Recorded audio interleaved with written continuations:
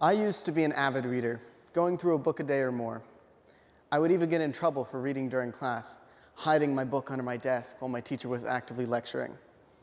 However, I recently noticed I've been reading less and less. For my 16th birthday, I received 16 books, and despite it being more than 2 years later, many of those books are still unopened and collecting dust on my shelves. This all came to a head when I received a book journal, which revealed that in 2023, I only read 15 books total, 5 of which were required by my high school English class, a significant decrease for me. Where had all my time gone? Did I no longer enjoy reading? Reading had gone from a fun escape from my day-to-day life into an assignment and a task, and definitely not fun. So I did some research, and what I found was not encouraging. Currently, I'm in the season of my life where I will have the most leisure time I will ever have until I'm retired. In just a few short years, I will enter the workforce, and in doing so, I will lose more than an hour of free time per day. If I can't find the time to read now, then how on earth will I find the time to read then? Having thoroughly researched my problem, instead of looking for an actual solution, I decided to bang my head against a wall and force myself to read. So I brought my book everywhere with me. I brought it to work. I brought my book to school. I brought my book to sports practice. Yet I still didn't find myself reading much, only damaging the book as it traveled. What I found was that unlike YouTube and unlike TikTok, books could not be used during that 5 minutes between classes or the occasional 10-minute breaks at work. I enjoyed reading because I could get lost in the stories, and I simply couldn't do that while in a time crunch, worrying about my next class. So instead of bringing my book with me, I decided to read at home, after work, after school, and after sports. But time wasn't my only problem. Even when I had the time, I still couldn't bring myself to read. Why is that? Essentially, I lacked the concentration and the energy following any of my normal activities. So I would just come home and do mindless activities and eventually fall asleep. I hadn't lost my passion for reading, I just lost the energy to do it. My purpose for reading went unfulfilled, and so I lost that feeling of joy and purpose that I had in my life. And I wasn't the only one. Over the past 70 years, time spent reading has been steadily decreasing. Now, this isn't because each individual reader does 5 minutes less or 10 minutes less reading per day, year after year. But instead, when you look at the portion of the population that does any amount of reading, they do almost the exact same amount year after year. But that portion of the population is slowly decreasing in size, which is watering down the numbers.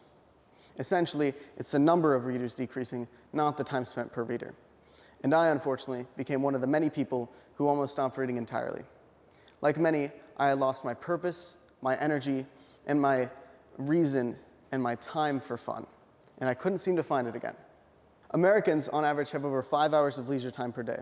So why does it feel like we have less leisure time, less time for things that we enjoy? Do you feel like you have enough time?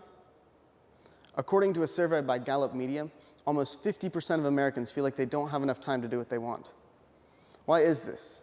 Well, for starters, of those 5 hours of leisure time, over half of that time, on average, is spent on phones or television. Unlike reading and unlike a productive hobby, phones and television do not require the energy that we lack after a day of stuff, which explains why I get home from work and immediately turn to video games. So how do we dig up more concentration, more energy, instead of that time turning into more mindless scrolling or TV watching? I don't get on my phone and plan to scroll for hours. I don't plan to get lost in a video game for hours. I don't plan my leisure time. I simply do it unstructured. And due to a desire to just relax, I tend towards the lowest common denominator, the mindless activities. I plan the rest of my day. I know when I go to work. I know when I go to school. I even know when I go to sleep. So why don't I plan my leisure time? Why don't I set aside time for structured activities inside of my leisure time, instead of that time turning into more mindless scrolling? By setting aside that time, I was no longer worried while doing it, wondering if it could be used for a more pressing matter or for an upcoming deadline, and I was prepared for the use of energy. So, to solve my lack of concentration, I set aside a time just before bed just for reading, and successfully read for at least a half hour every day for the past few months. The other thing that held me back from reading was expectations, specifically expectations gained from my literature courses that I needed to analyze and annotate and dissect the books that I was reading instead of actually enjoying them. Couple this with my own expectations that I was too old to read simple children's books and should be reading from the adult aisles of the metaphorical bookstore, and I could no longer read for just enjoyment anymore. I had to read hard books with deep themes. But the purpose of my reading wasn't to talk about those deep themes. If that was the case, I would have read classics.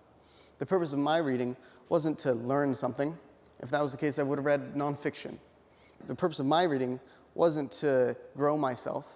If that was the case, I would have read a self-help book. The purpose of my reading was to escape and was to find joy. Thus, the next step of my journey to read again was to pick the right books, books that fulfilled that purpose, a purpose worthy of the time it took out of my day, finding joy. Rediscovering purpose and planning leisure time isn't just for reading, though.